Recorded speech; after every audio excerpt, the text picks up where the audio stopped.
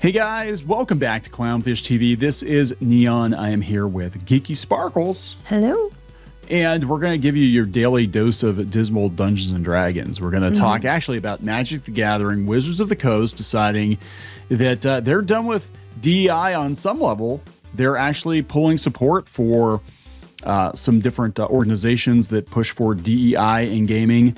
And they're a little salty about that. And then we're going to talk about the D&D historian doubling down on the Drow being racist caricatures and racist stand-ins, even though it's been refuted many, many times. Yeah, he didn't really have a really good reason. Like, people were like, okay, why? But he wasn't really answering that. They're black and they're bad, therefore you're racist. It's that sounds more like a projection on his part, but that's, So let's talk about all of this nonsense. Everything is changing. Everything is changing very, very quickly. In fact, a lot of people, I think, especially after the speech this afternoon, are going to be on their backside looking up, wondering what the hell happened. Like, wait a second, everything was going our way, and now everything is not going our way, and DI is just completely done. So let's talk about it. Before we get into it any further, please subscribe for more pop culture news, views, and rants. Guys, you'll get a woohoo if you do. Woohoo. Check out clownfishminus.com. Join the reef for paywalled content. And also, we do have lots of merchandise out there. You can join the reef here on YouTube as well. I'm going to go back and re-upload some of our old Minus podcasts to YouTube. So this is, I gotta give a hat tip to Grums. This is a VML, which I'm not familiar with because I'm not as big into Magic as I am D&D. But apparently it's a community of Magic the Gathering players of marginalized genders. Okay. And Wizards was apparently giving them money. Well, of course they were. And now they're not. And now they're mad? And now they're mad. Yeah. So, we're sad to announce that we've been told by Wizards they're no longer going to support us with funding or invites to competitive events. Wait, so they were getting invites to competitive events even if they didn't deserve it just because of that? Yes, because they were... I'm taking that from what they wrote. Marginalized genders. Because that's how I'm taking it, because of what they wrote. Because to me, it's like, I would just have assumed they got invites because they deserved it. But when you're writing that out loud, you're saying that out loud. Now I'm like, wait, you didn't deserve it before? Like, this implies that you were being given invites because you're you, and not because you should still be able to compete competitively if you earned it. Yeah, if you earn it, that's fine, right? Wait, even more. Without the support, especially the invites, it is impossible for us to continue. So wait, you're admitting it. You got the invites that you wouldn't have gotten normally, which it would imply that you aren't good enough normally. Yes, that is what it strongly implies. So here's their message in full from their official account. We are sad to announce that we've been told by Wizards they will no longer support the VML program with either funding or invites to organized play events. So how many other organizations are they kicking money to for this sort of thing? And are they not doing it now because of this change in like the presidency, or is it more likely, which I think it is, no money? I think it's both. I think that they were, again, this is what we talked about in the other video. I think they're giving reparations or giving out guilt money to try to look good. But the reality is Hasbro doesn't have extra money at this point. Hasbro's not doing very well. And plus we're over DEI. So now we can just say, oh, well, we ran out of money, guys, but really it was like, oh, thank God, you don't have to pay these people anymore. Over the past 5 years, we've radically changed competitive Magic for the better. When we started the program with 26 players back in season 1, we never thought we would end up having served hundreds of competitors, and with over 1,000 people in our community, we have sent cohorts of people to the set championships, regional championships, and pro tour as a result of our program. But here's the thing: like everybody else who wants to play, if don't they have to earn the spot? Yeah. That's typically how it works, or they get their own funding or something, right? You could sell cookies. You could be like the Girl Scouts. That's already kind of concerning. Yeah, because it's like if they're sending groups that they're funding to come to this event, right off the bat, I'm like, but wait a minute. If other people had to earn their way, I'm not familiar, so I could be wrong. But if other people had to earn their way, what else are they like letting them have? You know what I mean? It would create some animosity there. So here's where it gets really interesting too. They said, as a result of our program, representation of people of marginalized genders at the highest levels of play have multiplied from a handful at each event to over 20 who will play at PT Chicago. Several of our team members and players have gone on to be hired to work at Wizards. Oh, there you go. That explains so much. So look, I talked about this before in another video pertaining to D&D. How did activists get into the hobby? How did they wind up being the gatekeepers? Usually through initiatives like this, or they wind up being like a community manager. They wind up volunteering time as, a Discord mod or something. And then they work their way through, and eventually they wind up at the company. And once they're at the company, then they start to initiate whatever change they want to see. And then the whole company, next thing you know, then they hire their friends, then they guilt their bosses. Hey, you better give us special treatment. You better put some statements out there. You better put some black squares on your Instagram or something, but just the right amount. You don't want people to think you're a bigot, do you? Because we'll make sure everybody thinks you're a bigot. And now nobody gives a shit. They're like, we don't care. But this is like from somebody who's out looking in. It just sounds like, affirmative action for gaming. That is exactly what it is. And there's a lot of that in the gaming space. And again, if you are supremely talented and you're very, very good at the game, and you can play competitively, and you just happen to identify differently or whatever, that's fine. There's no problem with that. That's what I was saying. I'm sure there's people out there that do play really well. You know what I mean? Like that should have been there, and they might identify differently. Because I don't really care if you identify differently, but if you play really well, then you should be there. But it sounds like they're like using this as affirmative action to make sure they send a bunch of people there, being paid for by Wizards of the Coast. Yep. And some of them probably deserve it, but a lot of people probably don't. And unfortunately, the takeaway is going to be people are going to just get their backs up against these people, even if they might have earned their spot. You're going to always question it. That's the problem with DEI in a nutshell, and we've talked about that, is that the groups it's supposed to help, a lot of times it hurts them in the long run, because everybody's going to question somebody who's outside of the lines, I guess, or marginalized, whatever, because they're gonna be like, are you a diversity hire, or you actually belong here? And it's gonna hurt people that actually do belong there. They just happen to be not white, not straight, not male, whatever the deal is. But yeah, this is how activists get into these organizations a lot of times. It goes on to say, we're proud of the change we've created in the broader sense. The Magic community is a much more diverse, vibrant, and inclusive place than it was 5 years ago. The gender balance at in-person events has improved significantly, and the overall image of the game has changed for the better. Has it? But that's because you bought their spot. You know what I mean? It's only changed because you paid to do that, so you could say, look how many people play that are diverse. But you artificially did it. We want to thank all the organizations who have worked with us and supported the cause. So they're shutting down the cause.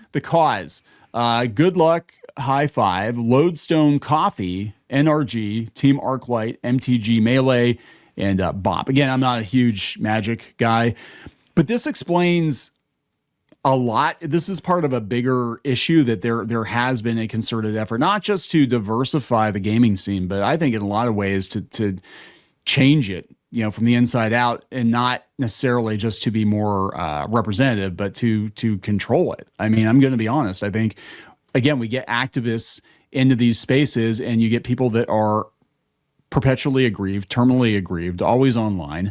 These are the people that are like, well, we can't invite so-and-so to this convention because they're problematic. We got to keep this person out of the convention. We got to make a statement about orcs. We got to do all this other crazy stuff. Well, this is it, because you're putting the people that are always looking for something to complain about in charge. Right. So how come these other companies can't keep them going? And what's interesting is you go to their website and they had a fundraiser. Well, nobody's when given. Did that start? I don't know. I think it's, let's see, I'll hit refresh and see if it's a new. It hasn't gone up any. No, it hasn't gone up. What are marginalized genders? Why marginalized genders? We're working to break down gender-based barriers in the MTG gaming and community spaces. We use the language of marginalized genders to recognize the historical and current hurdles that our players face. Through calling out these problems for what they are, we can tackle the symptoms and the root causes together. But what hurdles. It sounds like they're given the hurdles are removed when it comes to them. Like everybody else has to go over hurdles to earn their spot. Yeah, right. But because you identify a different way, that you don't have that hurdle. You're like, you get to go right to the end. It's like you get the golden buzzer. But they got some sponsors. I'm like, why can't your sponsors send you to these tournaments? Why does Wizards have to send you? Why does Wizards have to send you? Why can't you send yourselves?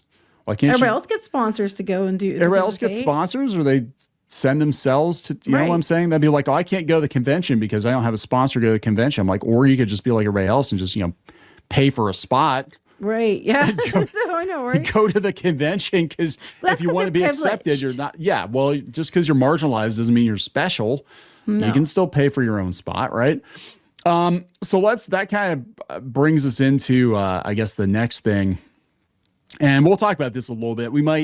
I might put together another roundtable and go into more detail with this Ben Riggs fellow, who is an author who wrote the Secret History of Dungeons and Dragons, and apparently some of the OG TSR people are not real happy with him because he is misrepresenting some facts. Shocker. Oh my God.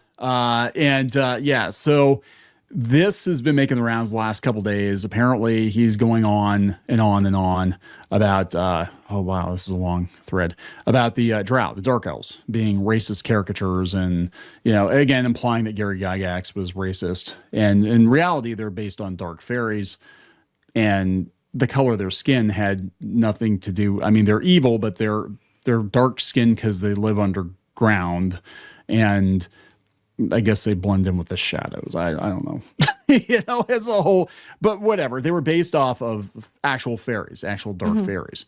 And this has been making the rounds for a while now, that the Drow are racist and yada, yada, yada.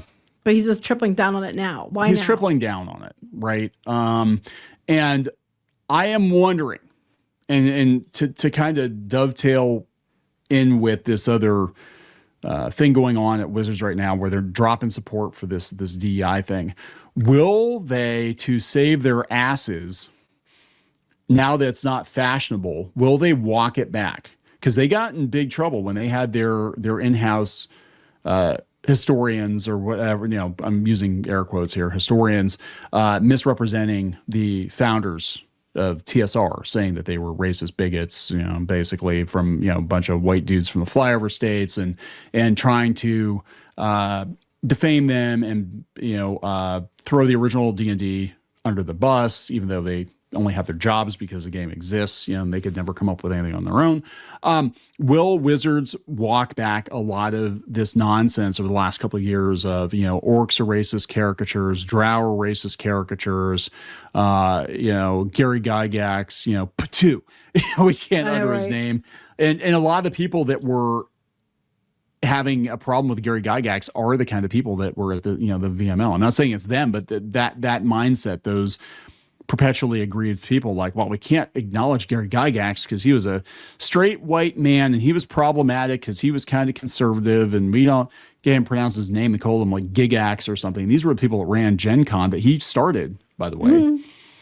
And some of these people I know have a problem with Rob Kuntz, and we had Rob on the podcast, and Rob was mentored by Gary, and Rob actually ran the first couple Gen Cons, I believe, and they have a problem with him, but he was actually there. Right. But they never asked the people that were there.